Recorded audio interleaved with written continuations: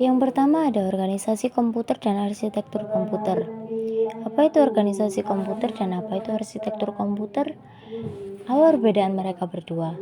Nah, organisasi komputer adalah bagian-bagian yang berkaitan erat dengan perangkat-perangkat operasional yang saling terkoneksi antar komponen-komponen penyusun sistem komputer dalam mewujudkan aspek arsitekturnya. Organisasi komputer lebih cenderung pada kajian-kajian mengenai hal yang berhubungan dengan atribut-atribut pada sistem komputer yang berhubungan erat dengan seorang programmer. Organisasi komputer mempelajari bagian-bagian yang berkaitan erat dengan unit-unit pengoperasian komputer dan hubungannya antara komponen sistem komputer dan interkoneksinya yang mewujudkan spesifikasi arsitektural.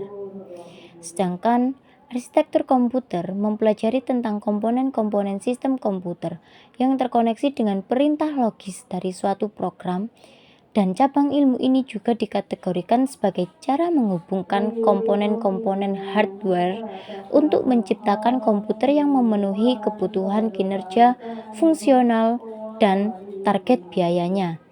Selain itu, ilmu ini membahas tentang komponen-komponen sistem komputer yang berkaitan dengan pemrograman dan memberikan dampak langsung pada perintah logis suatu program.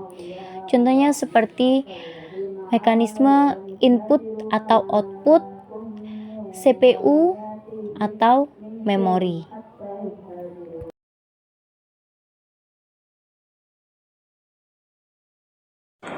Jadi, perangkat keras merupakan organisasi komputer berkaitan erat dengan komponen-komponen operasional, misalnya seperti perangkat antarmuka, memori, sistem memori, maupun sinyal-sinyal secara umum. Perangkat keras memiliki 4 fungsi utama, yaitu menerima input, mengolah data, informasi, memberikan output, menyimpan data, informasi. Jadi, ini macam-macam perangkat keras. Yang pertama, perangkat masukan atau input device. Yang kedua, perangkat pemrosesan atau central processing system. Yang ketiga, perangkat keluaran atau output device. Yang kelima, perangkat keras tambahan atau peripheral atau accessories device. Yang terakhir ada penyimpanan data atau external memory.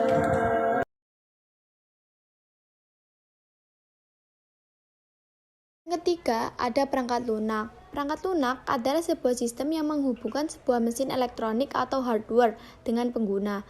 Perangkat lunak dibuat dengan bahasa pemrograman yang bertujuan untuk memberi perintah pembuatan aplikasi tertentu. Masing-masing bahasa pemrograman memiliki fungsi dan tujuan yang sesuai dengan kebutuhan penggunanya.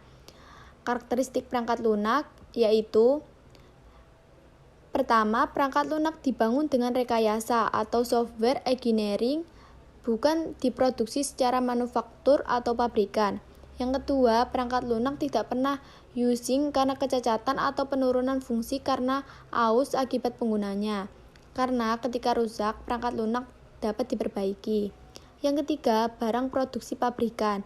Biasanya, komponen barunya akan terus diproduksi, berbeda dengan perangkat lunak yang terus diperbaiki, seiring bertambahnya kebutuhan dari penggunanya. Berikut ini contoh beberapa perangkat lunak dari berbagai jenis kategori. Yang pertama, sistem operasi. A. Microsoft Windows, B. Microsoft Office. Yang kedua, aplikasi dan grafis. A. Adobe Photoshop, B. Canva. Yang ketiga, keamanan komputer. A. Norton Antivirus, B. Windows Defender.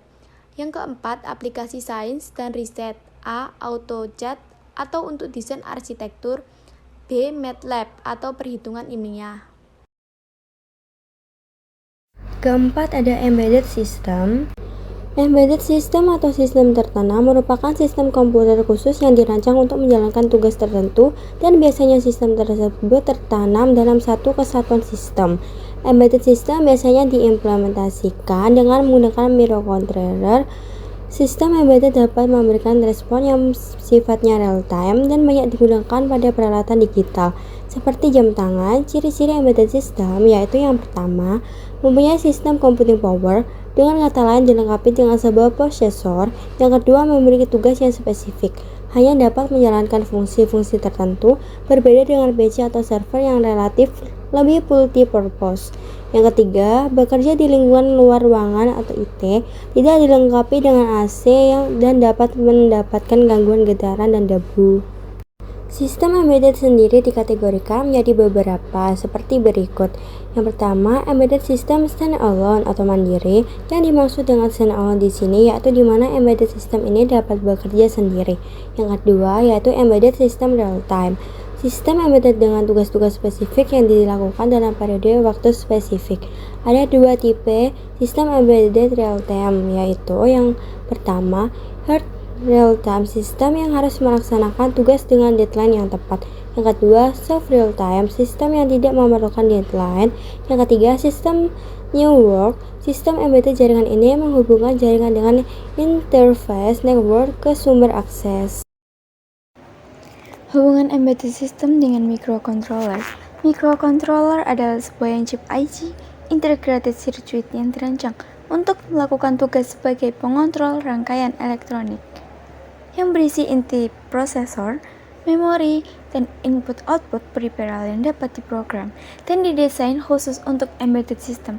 Dalam pemakaiannya, microcontroller digunakan dalam produk ataupun perangkat yang dikendalikan secara otomatis, seperti sistem perangkat medis, pengendali jarak jauh, mesin, peralatan listrik, mainan, dan perangkat-perangkat yang menggunakan sistem tertanam lainnya.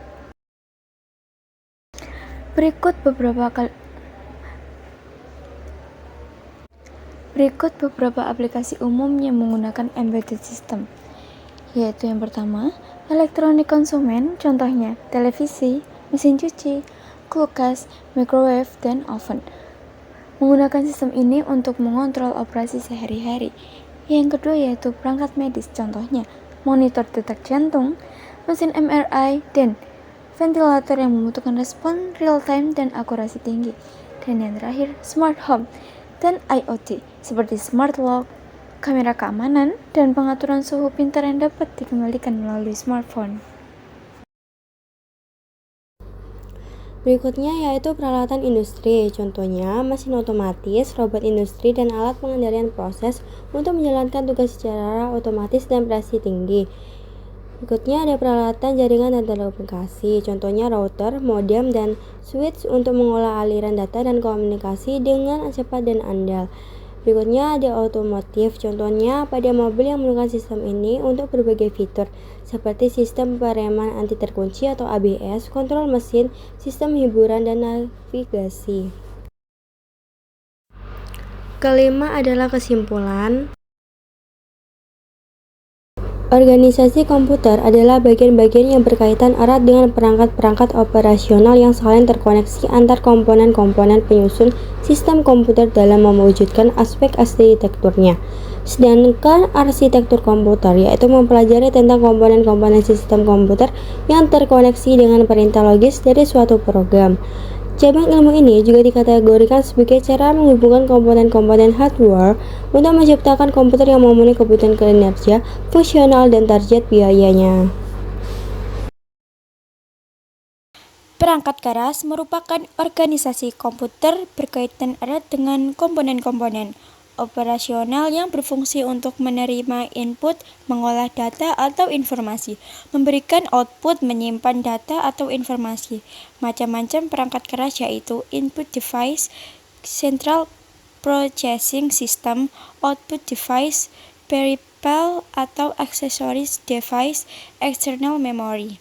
Sedangkan perangkat lunak adalah sebuah sistem yang menghubungkan sebuah mesin elektronik atau hardware dengan pengguna. Perangkat lunak dibuat dengan bahasa pemrograman yang bertujuan untuk memberi perintah pembuatan aplikasi tertentu. Sistem operasi Microsoft Windows, aplikasi grafis dan desain Adobe Photoshop, keamanan komputer Norton antivirus, aplikasi sains dan riset AutoCAD. Embedded system atau sistem tertanam merupakan sistem komputer khusus yang dirancang untuk menjalankan tugas tertentu, dan biasanya sistem tersebut tertanam dalam satu kesatuan sistem. Embedded system biasanya diimplementasikan dengan menggunakan microcontroller. Sistem embedded dapat memberikan respon yang sifatnya real-time dan banyak digunakan pada peralatan digital seperti jam tangan. Kategori sistem embedded yaitu embedded system standalone, embedded system real-time, hard real-time, soft real-time, dan sistem networked.